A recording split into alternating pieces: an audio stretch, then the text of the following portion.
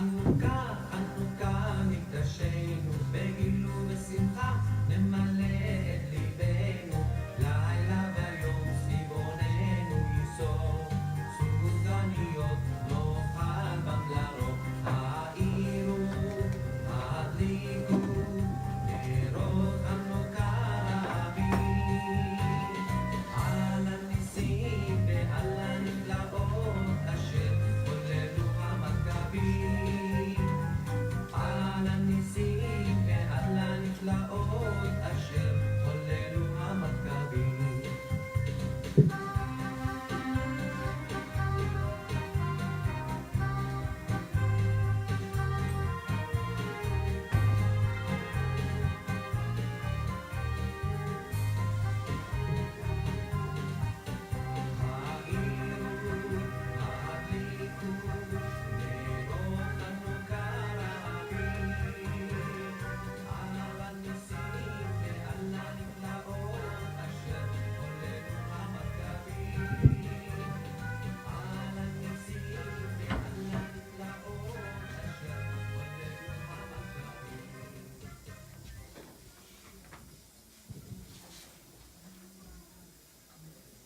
Shabbat Shalom.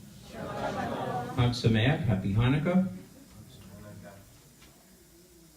You know, we just heard a text read from Genesis chapter 41 and talked about Joseph, talked about these dreams that were had, these dreams that Pharaoh was having, that Joseph interpreted. But some things happen in there that can be lost in the text.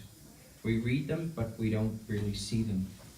It just kind of goes through our eyes and into our brains and filters out somewhere. Kind of like salt.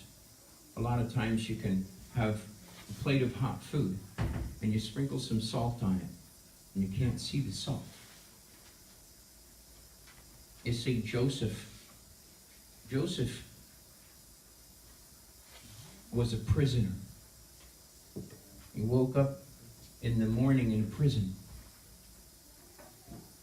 And then Pharaoh's guards came and retrieved him and brought him before Pharaoh. But it says before they brought him before Pharaoh, they bathed him and they shaved every hair off his entire body. Every hair on his body was shaven off, was cut off. He must have looked quite a bit different. Then they dressed him in Egyptian garments. They put him before Pharaoh. He spoke with Pharaoh, told him the meaning of the dreams. And then Pharaoh did several things. First thing he did was he appointed him as prime minister of Egypt. No one except Pharaoh, no one except the throne of Egypt would rule Egypt over Joseph. So Joseph was like the second highest power in Egypt. Pharaoh took off his signet ring, the seal of the king of Egypt, and he put it on Joseph's finger. He wasn't wearing a diamond ring from Jared's. He was wearing a signet ring, the royal seal of the king of Egypt, Pharaoh. And he took that ring and he put it on Joseph's hand. He gave to Joseph a wife. He didn't say, well, you know, if you like her, if she's pretty, if you think you guys might get along. He said, hey, you, come over here. You're his wife now. That was it. It's one of those quick marriages, you know. Hey, you're together. Go, get out of here. But before he let him go, he paraded him around in the second chariot of Egypt. So Pharaoh had his chariot. And the second highest chariot there, the second most prestigious chariot, is the one he had Joseph around with. So everyone saw him, knew that there's next to Pharaoh himself, this guy is it. Joseph had the power of life and death over everyone in Egypt, with the exception of Pharaoh himself. Very, very powerful. There's something else that happened, as we heard in today's story, in one ear and out the other. Pharaoh called his name Zephanath Paneah. And we see that, and we're going, hey, maybe it was just something in Egyptian. Maybe he couldn't pronounce Yosef in Hebrew. Maybe he couldn't. It's called a different name. Maybe that was his dog's name, and he missed his dog who had died years ago, so he gave it to Joseph. No. Zephanath Paneah means the hidden treasure. A deeper unpacking of this meaning of this foreign name is that which is hidden, which will become revealed. There's a secret there. Joseph is a secret. Now, he was shaved down. He was dressed as an Egyptian. He was given an Egyptian name. No one went around, hey, Lord Joseph, can we please give the grain to the people today? No one called him that. He was Zephanath Paneah now. He wore the hairstyle, the makeup, the clothing, the jewelry, not to mention the ring of Pharaoh on his hand, right? And everything he did was an Egyptian. He spoke Egyptian, he wrote Egyptian. Everything he did, he looked like, he, as the Bengals used to say, he walked like an Egyptian, right? So when his brothers come to see him, you don't recognize him. It's their brother. Now, he hadn't seen them in 20 years, but it's still the brother. How could you not recognize your brother? Well, he spoke in a foreign language. He looked completely like an Egyptian. As a matter of fact, someone who had never seen Pharaoh before, the way he was sitting up there on top of that mount, on top of that, hill where Pharaoh would sit, he was in that chair, with guards all around him, and probably a couple of slave girls fanning him with palm leaves or something, that kind of image. So these Hebrews, these brothers of his, sons of Jacob, come in there. They don't know who this is. They might have thought that was Pharaoh himself. I mean, he's got the ring. He's got the power.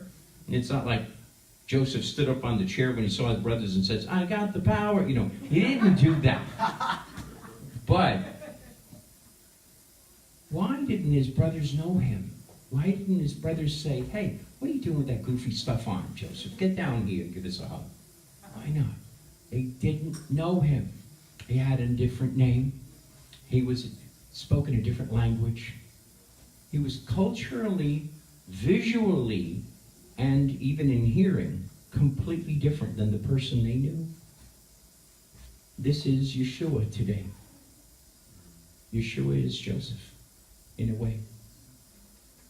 He's been called by a name that's not his. A language that wasn't his. A role that was not his.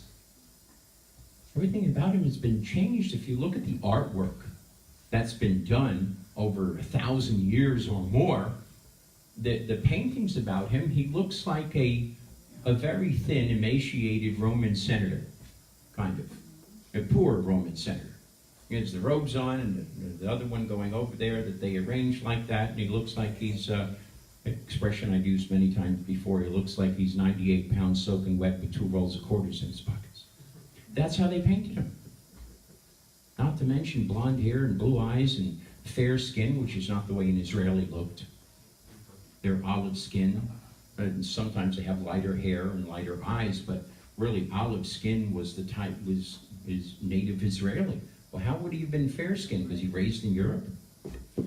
So here comes this Jesus guy into modern Israel, and they're looking at him going, I don't know who this is, but this Greco-Roman guy here is definitely not the Jewish Messiah. If he was, we would recognize him. They can't. They don't know who this Roman guy is.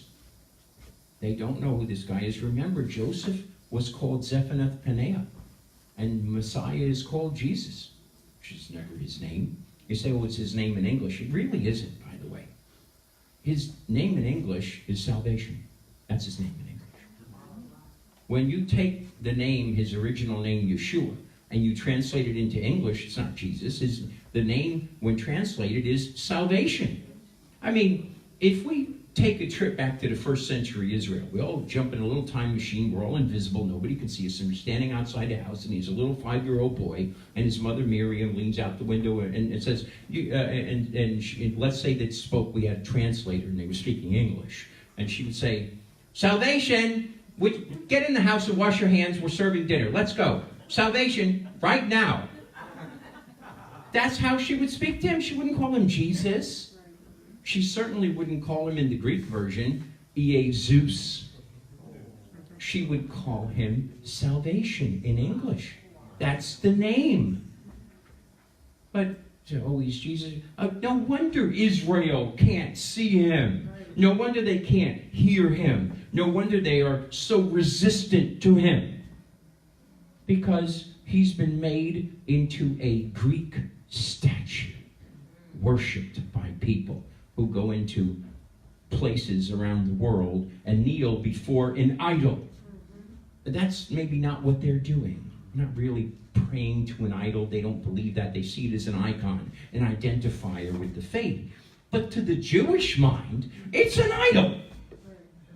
You're thinking, no, it's just an icon to remind us of the God we serve, and he died for us, and you're thinking that way. And the Jewish brain is saying, oh, did you not read Exodus?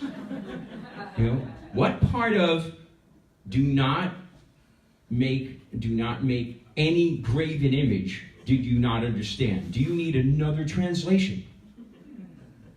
Graven image, hello, there it is. You look up graven image in the dictionary, there's a statue of him. Okay? So this is why Jews over the last thousands of years cannot receive it, because it's not the Jewish Messiah anymore. He's been repackaged and remolded into some kind of Greco-Roman, skinny, senator-looking guy with blonde hair, blue eyes, and fair European-looking, Northern European skin, and put in a box with 2 AA batteries. And, you put that in, he walks around, I'm the Messiah, but they're not believing in it.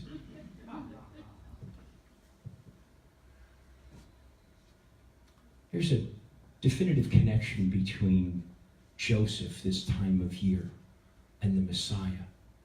It's as if God is sprinkling a little extra spark of his spirit within us and saying, I'm going to give you power right now during the festival of light to be a light to the world and carry the message of my son.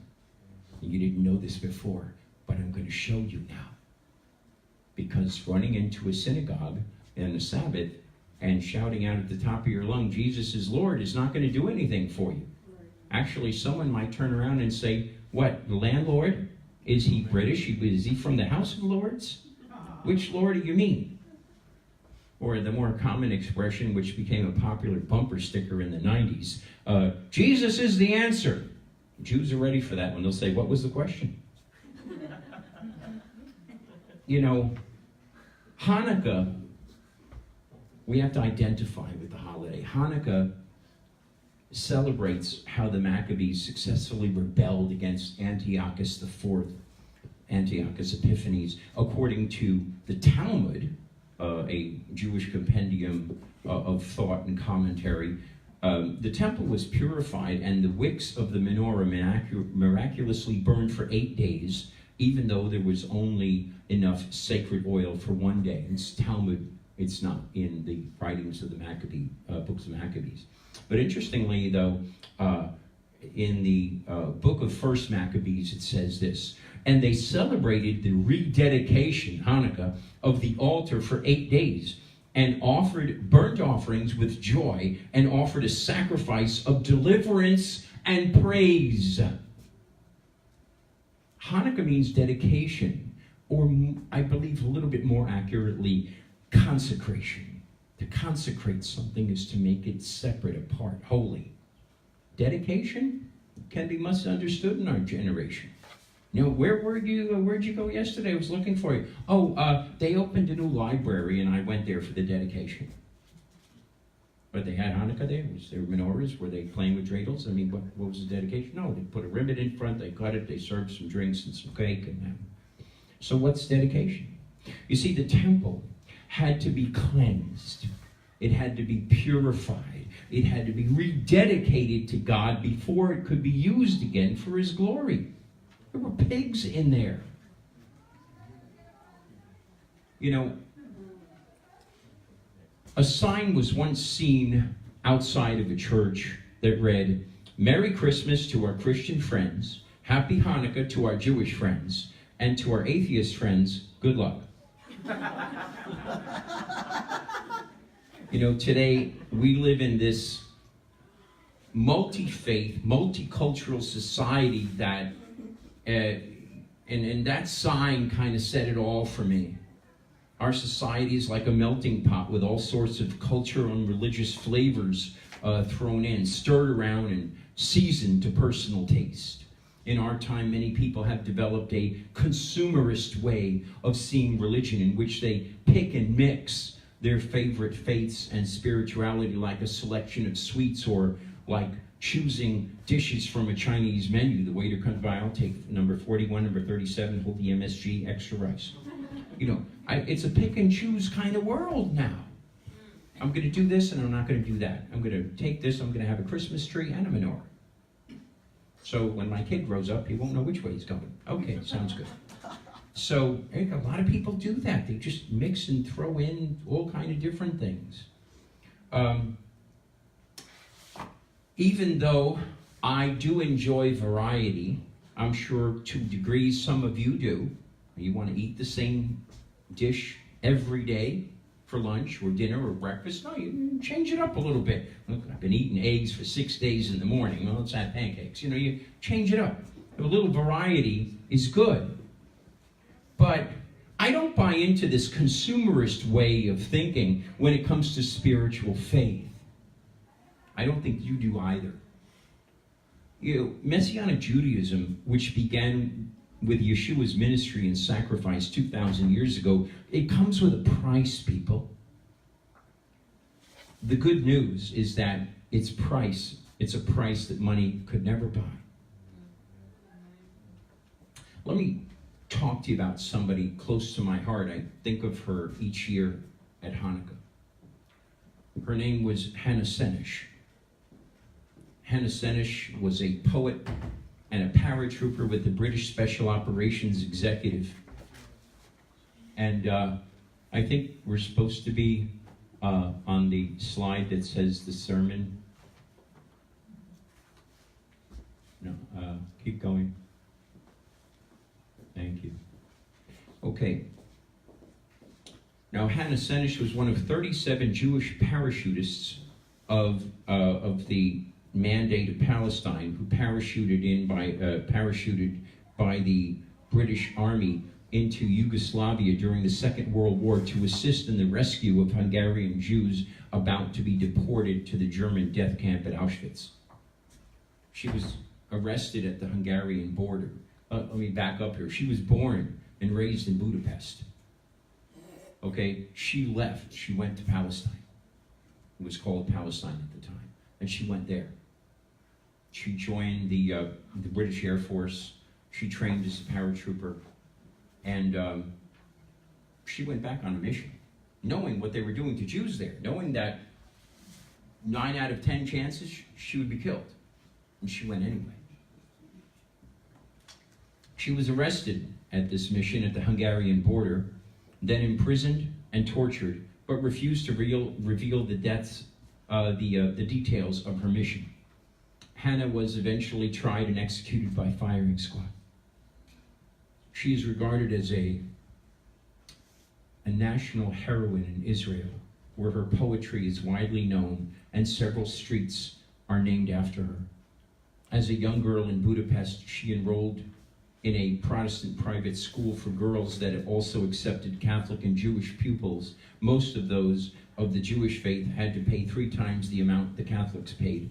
However, Senish only had to pay twice the regular tuition because she was considered a gifted student. This, along with the realization that the situation of the Jews in Hungary was becoming precarious, prompted her to embrace Zionism, and she joined a Hungarian Zionist students organization called, wait for it, Maccabea. The following lines are from the last poem she wrote, called Ashrei Hagafrur, after she was parachuted into a partisan camp in Yugoslavia before she was arrested at the Hungarian border. She wrote these words: "Blessed is the match consumed in kindling the flame. Blessed is the flame that burns in the heart's secret places. Blessed is the heart with strength to stop its beating for honor's sake. And blessed is the match consumed in kindling the flame." The last poem she ever wrote. Thinking about this poem by Hannah Senish makes me think of Hanukkah always. The Hanukkah menorah, the Hanukkah, the flame. To understand Hanukkah better, let's delve deeply into its meaning. Let's take a trip to biblical times. If you're willing, close your eyes for a few seconds. Welcome to Jerusalem. It's now winter. The fall harvest complete. The skies are now a darker hue, and the fall festivals are done. The Israelites have kept God's ordained festivals, and now the long, cold, wet winter descends until the spring festivals begin later on. We can easily lose our focus on God during this time when we walk in the muddy roads and roads rutted by the winter rains. And no sooner do footprints appear than the rain washes them away, or the snow, unable for the physical eyes to see. It is during this time when we wander, our dedication waning with each washed away footprint of Yeshua that we are trying to follow. But we find his footprints again. And we see that he has made his way to the temple to celebrate the festival. But this festival is different than the others, because it's not a festival that God has set up for his people, but one that his people started in response for the miracles that God had done for them. And so we must learn the story of Hanukkah, the Feast of Dedication, the reconsecration of the temple. See, Hanukkah began in the 2nd century before the Messiah. We find ourselves traveling further back in time to 167 BCE. Antiochus IV was the occupier of Israel. He didn't much care for Israel's worship of the Lord, and he turned the Jerusalem temple into a shrine for Zeus. And to throw gasoline on the fire, Antiochus IV insisted that others called him Antiochus Epiphanes, that is, God manifest. While all this is going on, a Jewish resistance leader arose named Yehuda Maccabeus. And he arose at a time not only when hatred toward foreign rule was growing, but internal dissensions within Israel were deepening. And on one side, there were those who took God's law seriously, and they called themselves Hasideans. And the Hasideans added traditions and observances of their Jewish ancestors to God's law and claimed an even deeper holiness beyond the law. Yet they properly believed in life after death, in heaven and hell, in resurrection, and in angels and spirits. Judah Maccabee got his main support from these Hasideans. They became most of his army of resistance fighters. Some scholars suggest that the descendants of the Hasideans became the sect known as the Pharisees later on. The other great division called themselves the Tzaddikim, the righteous ones. They believed in the law of Moses, accepted the prophets, but denied the traditions of the fathers that the Hasideans held so dearly. The Tzaddikim did not believe in life after death, resurrection, or the angels or spirits. They believed this life was heaven or hell, depending upon how one lived it. At first, Judah Maccabee and his followers focused on their efforts against the Tzaddikim. And Judah was successful. So successful that the persecuted Tzaddikim appealed to Syria for help. And Syria responded, giving the people a lot more war. They could have been called Syria killers. At first, the Syrian forces hastily went in with ill-equipped force to destroy the Maccabean movement. And the Syrians underestimated the tactical skills of Judah and the fighting prowess of his men. By the battle's end, Judah had captured and killed the governor of Syria. A couple of more attacks against Judah took place, all orchestrated by Antiochus Epiphanes, but each attack from this general who claimed to be God and his underlings failed. And after each failure, the followers of Judah grew more and more in number and in zeal until his following became a 10,000-man army of disciplined crack troops, battle-hardened and ready. Finally, Antiochus had enough. He sent in a force large enough to defeat the Israelites once and for all. He was tired of that pestering little country and wanted the problem of Israel to go away. So he gathered an army of 60,000 men and 5,000 cavalry. And with these, he began a land campaign against Judea.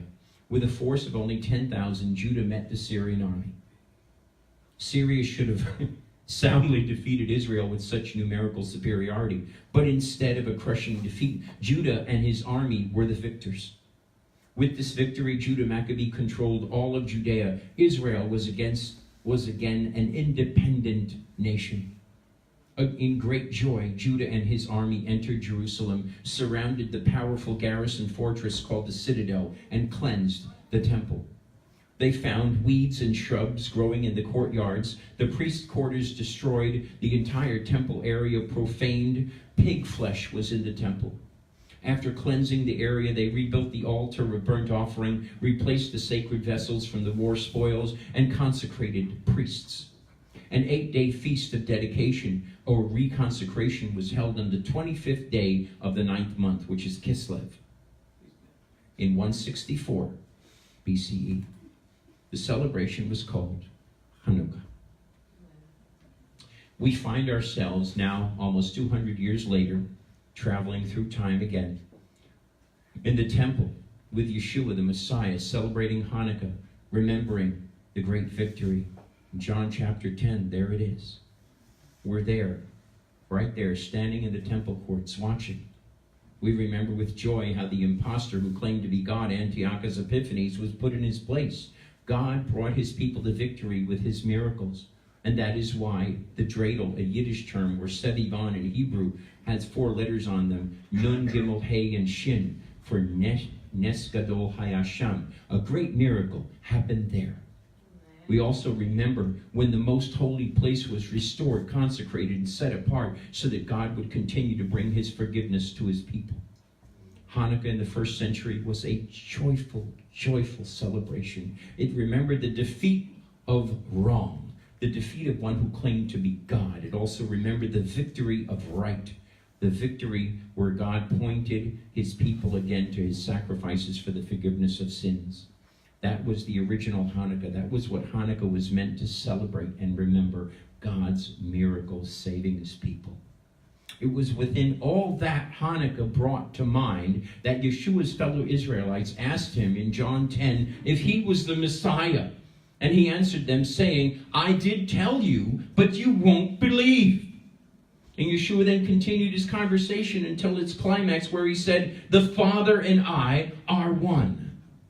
Yeshua just said that he is God right during Hanukkah, right there in the temple courts, right there in Solomon's porch, Solomon's colonnade. Those who believed understood what it meant for him to be the Messiah. Those who did not boiled over in anger. I mean, here's this man claiming to be God, just like Antiochus Epiphanes. He should now be in the grave, just like Antiochus Epiphanes. And they picked up rocks to stone him. They knew exactly that Yeshua called himself God. There was no mystery there. In anger, they responded, we aren't stoning you for good work, but for blasphemy because you, being a man, make yourself God. And so there Yeshua is saying he is God. How was it supposed to be understood? In this way, yes, Antiochus Epiphanes was nothing but a fraud who claimed to be God, but here before you was God in the flesh, Yeshua, the Messiah, his son. That was what they were meant to learn and take in. Yeshua was not the fraud. Yeshua was the real deal. Sadly, most responded in unbelief and not from faith. Most believed that he was a phony, just like Antiochus Epiphanes. And they missed the teaching moment of Hanukkah that Yeshua used to point to his divinity. But Messiah still had more to teach. He takes the accusations against him of blasphemy during Hanukkah, and he asked the crowd a question. Do you say to me that you are blaspheming to the one the Father set apart and consecrated? Very interesting language. He set apart and consecrated right in the middle of a festival where the people remembered the most holy place being reconsecrated. Yeshua says he is consecrated and set apart by the Father, just like the most holy place and just like the temple. He used the same language for setting apart an altar and consecrating it as holy. You see, even the great temple in Jerusalem itself pointed to Messiah. He said as much earlier in John 2:19, referring to himself. Yeshua said, destroy this temple and I will raise it up in 3 days. And so in the middle of Hanukkah, Yeshua uses the festival as a backdrop to show that he outstrips and fulfills Hanukkah, the Feast of Dedication. Even Hanukkah points forward to Messiah. Hanukkah is known as the Festival of Light. Yeshua is the light of the world. Amen. In the Good News of John, chapter 1, it says, in him was life. And the life was the light of men. The light shines in the darkness, and the darkness has not overpowered it. Amen. Let me share a short and compelling story, a true story. It's by an English rabbi, Ari Carmel. He writes about an interesting experience during Hanukkah. It was past midnight, and I was walking through, this is in London, it was walking through the deserted city to my hotel on the other side of the river. The night was dark and foggy, and I couldn't get a taxi. As I approached the bridge, I noticed a shabby figure leaning over a parapet. A down and out, I thought. Then he disappeared, and I heard a splash. My God, I thought, he's done it. Suicide. I ran back under the bridge, onto the embankment. I waded into the river, grabbing him as he came past, borne by the current, and I dragged him up on the embankment. He was quite a young guy, strong, I think, and he was still breathing. And a couple of people noticed, and I shouted to them to get an ambulance, and they managed to stop a taxi between us, and we half dragged, half carried the man into the vehicle. And I got in and told the driver to take us to the nearest hospital emergency room. And I waited until the man was admitted. And I gave my report to the police and only much later got in a taxi back to my hotel.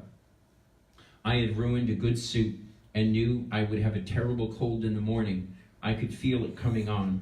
But anyway, I had saved a life. I had a hot bath and got into bed, but still it worried me. Such a young man. Why had he done it?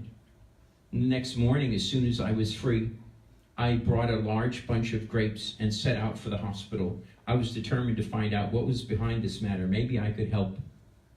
And why was I so interested in the guy? In this great city, there were at least half a dozen would-be suicides every night. Their plight did not touch me. Then it dawned on me, of course. First you give, then you care. I had given quite a lot. I had risked my life and gotten a bad cold in the bargain. I had invested something of myself in that man. Now my love and care were aroused, and that's how it goes. First we give, then we come to love. First we give, then we come to love. That rabbi had given much and come to love the man he helped save. Judah Maccabee had given whatever he could, and he had come to love the people he was fighting for, and also the God of Israel who performed the miracles that saved them. Yeshua of Nazareth, the Messiah and light of the world, gave more than anyone ever did in the history of the world.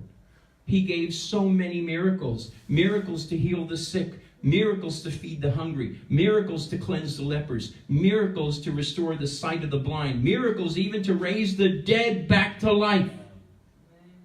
And then, after all of it, he gave himself, his own life, as a blameless sacrifice to pay for all the sin of the whole world for all time with his own blood.